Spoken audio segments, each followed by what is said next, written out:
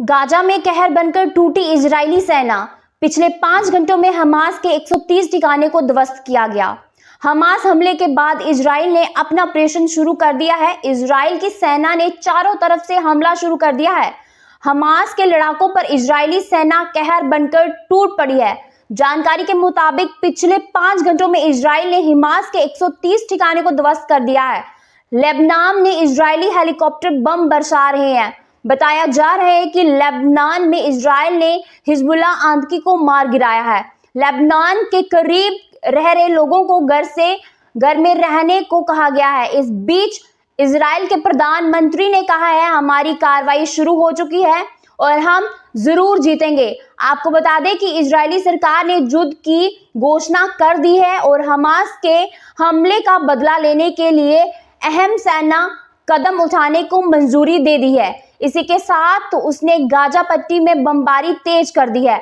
इस संघर्ष में दोनों पक्षों के मृतकों की संख्या 1100 के पार चली गई है और हजारों लोग घायल हैं। हमास के हमले के 40 घंटे से अधिक समय अब भी इजरायली सेना कई स्थानों पर छिपी आतंकियों से लड़ रही है। इजराइल में कम से कम 700 लोगों के मारे जाने की खबर आ रही है और गाजा में 400 से अधिक लोगों की मारे जाने की खबर आ रही है। इजराइल में पिछले कई दशकों में इतना ज्यादा लोगों की मौत नहीं देखी गई है। इजराइल ने कहा है कि उनके 2 बस्तियों समेत देश के 4 स्थानों को हमास के लड़ाकों के नियंत्रण से छुड़ाने के लिए विशेष बल बुलाया है। इन इलाकों से इजरायली पुलिस द्वारा जारी फुटेज में सुरक्षा बल एक खुले मैदान में हमास के आतंकियों से मुठभेड़ के दौरान लंबी घास के बीच घुटनों के बल बैठे दिखे हैं।